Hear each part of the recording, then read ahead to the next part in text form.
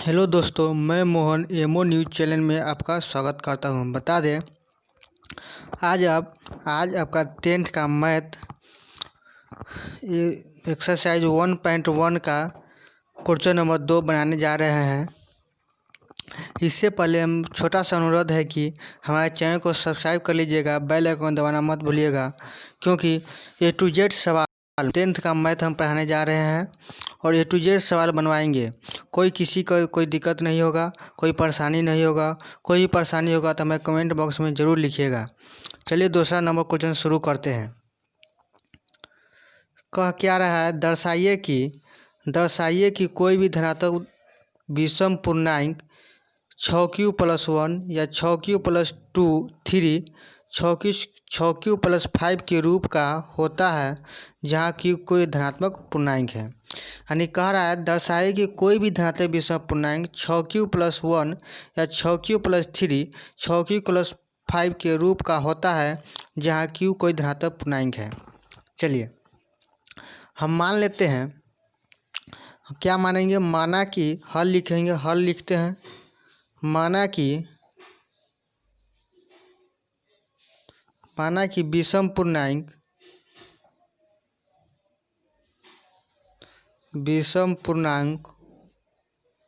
ए है। हम विषम पूर्णांक ए मान लीजिए। और कोई भी विषम पूर्णांक, देखिए रफ आपको हम बताते, डिटेल में बताएंगे। कोई भी विषम पूर्णांक अगर ए है, इसमें कोई ये है, देखिए भाज्य क्या है? सम या 6 यहाँ पे 6 है, यहाँ पे 6 है, यहाँ पे भी 6 है। 6 कॉमन है तो भाज्य क्या हो जाएगा? 6 हो जाएगा। और 6 से ए में भाग देंगे, कोई भी क्यू संख्या आएगा और शेषफल क्या हो जाएगा? आर हो जाएगा। कोई भी आर बचेगा? ये था। ये ठोकलियों परिमेय संख्या से, तो इसको हम क्या लिख सकते हैं? इसको हम लिखेंगे, यहाँ पर हम बनाए हैं तो यहाँ पर लिखेंगे ए बराबर क्या लिख सकते हैं? 6q प्लस आर लिख सकते हैं। यहाँ पर आर का मान देखिए, आर का मान क्या हो सकता है? 0, 1 हो सकता है, या 2 हो सकता है, या 3 हो सकता है, या 4 हो सकता है, या 5 हो सकता है। ठीक है, चलिए ये सब हो सकता है। आर का मान वही संभावित मान होगा 6 से या छोटा होगा, बड़ा नहीं हो सकता है। चलिए तो भाजक क्या है मेरा? लिखेंगे भाजक बराबर क्या हो जाएगा? 6। भाजक क्या था? 6। तो यूक्लिड विभाजन परिमेयिका से यहाँ पर वह लिख रहे हैं, यूक्लिड विभाजन प्रमेयिका से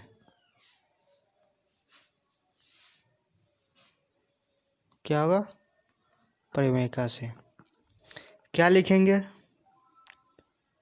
ए बराबर 6q, जब समझाए वही लिख रहे हैं, प्लस आर हो जाएगा। अब लिखिए आर के संभव मान, आर का संभव मान क्या हो जाएगा? आर बराबर 0 होगा, 1 होगा, 2 होगा, 3 होगा, 4 होगा, या 5 होगा। चलिए अब बारी बारी से हम आर का मान रखेंगे।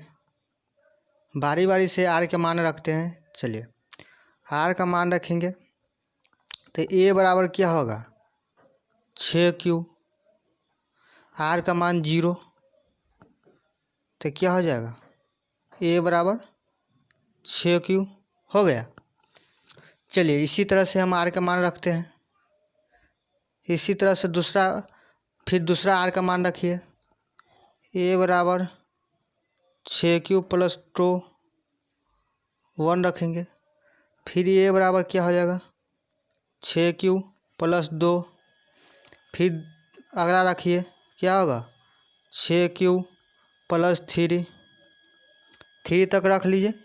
इसी तरह से अगला मान रखिए, ए बराबर 6q+4, ए बराबर 6Q + 5 रख लिए। चलिए, ये तो पूरा हो गया विश्लेषण। यहाँ रफ में आपको हम बता रहे हैं, यहाँ तो मान रख लिए, पूरा A to Z यहाँ पर आ गया। यहाँ पर देखिए 6Q + 1 सॉरी 6Q + 2 है, यहाँ 6Q + 4 है। यहाँ कॉमन कोई नज़र आ रहा है? देखिए यहाँ पर 6Q है, इसको 2 से डिवाइड करेंगे तो 3Q आ जाएगा, 3Q लिख सकते हैं। इसी तरह से 6Q + 2 को 2 से डिवाइड करेंगे, क्या आएगा? 3Q आ जाएगा, अब +1 आएगा। यही समझाया। तो 4 को भी ऐसा ही करेंगे, तो हम लिख देंगे, तो हम लिखेंगे यहाँ A के मान 6Q + 2 6Q + 4 में 2 1 गुणनखंड है, जबकि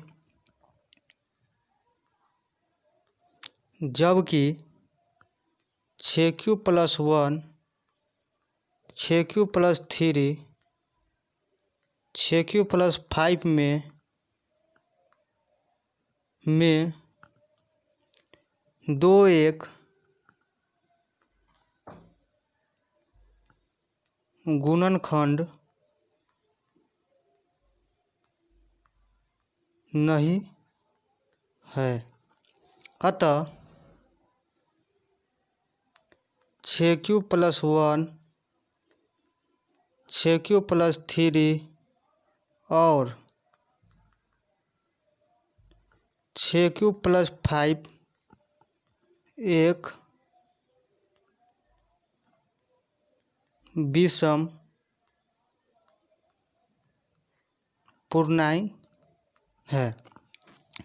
इस तरह से मेरा सवाल यह बन गया। ये हो गया आंसर आपका। 2 नंबर सवाल बन गया। चलिए, अब हम तीसरा नंबर सवाल बताते जा रहे हैं। 3 नंबर सवाल में क्या कह रहा है, गौर से देखिएगा, बहुत इम्पोर्टेंट सवाल है, गौर से देखिएगा।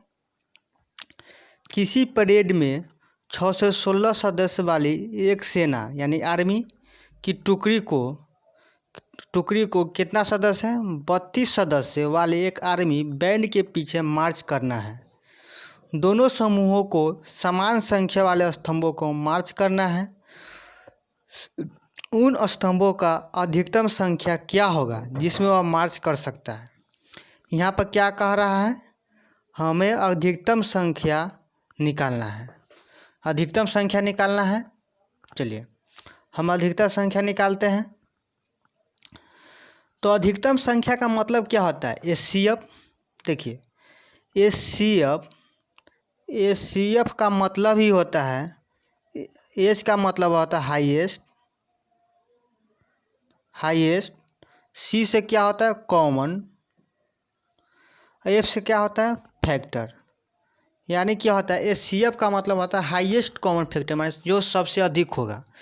तो अधिकतम कह दिया तो हमको तो मालूम हो गया से HCF निकालना है। चलिए, तो HCF निकालना है तो स्तंभों का अधिकतम संख्या हमको निकालना है। सबसे पहले क्या काम करेंगे, इसमें बड़ा संख्या कौन है, सदस्य कितना है? 6 से 16 सदस्य वाली सेना में टुकड़ी की संख्या कितना है? 32 है। सबसे पहले इसमें लिखेंगे स्तंभों का अधिकतम संख्या 6 से 16 और 132 का HCF हमको निकालना है। यानी जो अधिकतम संख्या कहेगा तो HCF और न्यूनतम संख्या कहेगा तो LCM। ये आपको ध्यान में रखना है। चलिए, हम सबसे लिख देते हैं बड़ा संख्या कौन है? तो 6 से 16 बड़ा है किससे? 32 से। चलिए, तो हम 32 से भाग देंगे 6 से 16 में। 32 से भाग देंगे 6 से 16 में। चलिए, एक मर्तबा में 32, 29 बचा 6 हासिल आएगा। अब 9, 296 से 296 यहाँ पाया हुआ था। देखिए, हम रफ आपको लिए कर दिए हुए हैं। 296 बचा, 296 9 मर्तबे में लगाएंगे तो क्या हो जाएगा? 288। शेषफल 8 बचा। 8 बचा तो मेरा जीरो नहीं है, नहीं जीरो आया। तो चलिए, जीरो नहीं आया तो हम क्या लिखेंगे? स्टेप 1 में हम क्या लिखेंगे? यहाँ पर देखिए, 6 से 16 बराबर 32 गुने 19 और जो शेषफल क्या है? 8 आ गया। हम जहाँ लिखेंगे, जहाँ शेषफल नॉट इक्वल टू जीरो, यानी जहाँ शेषफल जीरो के बराबर नहीं है, जब तक जीरो नहीं आएगा तब तक हम भाग देते रहेंगे। चलिए आगे स्टेप, शेषफल मेरा 8 बचा हुआ था। पूर्ण भाजक कितना है? 32। इसमें भाग देंगे 4 मर्तबा में 32, जीरो। शेषफल मेरा जीरो आ गया। चलिए स्टेप 2 में हम क्या लिखेंगे? 32 बराबर 8 गुने भाजक गुने भागफल जोड़ शेष लिखेंगे, जहाँ शेषफल इज इक्वल टू जीरो। शेषफल जीरो के बराबर आ गया। चलिए, तो मेरा एचसीएफ, इसका एचसीएफ क्या हो जाएगा? एचसीएफ 8 हो जाएगा। लिख देंगे, अतः लिखेंगे, अतः देखिए लिखेंगे, अतः 6 से 16 और 32 का एचसीएफ 8 होगा। तो इसमें क्या पूछ रहा था प्रश्न में? किसी परेड को 16 सदस्य वाली एक सेना की टुकड़ी को 32 सदस्यों वाली एक आर्मी बैंड के पीछे मार्च कर रहा है, यानी स्तंभ का अधिकतम संख्या पूछ रहा था। स्तंभ का अधिकतम संख्या पूछ रहा था, तो क्या हो जाएगा आंसर? स्तंभ की अधिकतम संख्या बराबर 8, यानी अधिकतम पूछा है इसलिए हम एचसीएफ निकाले हैं।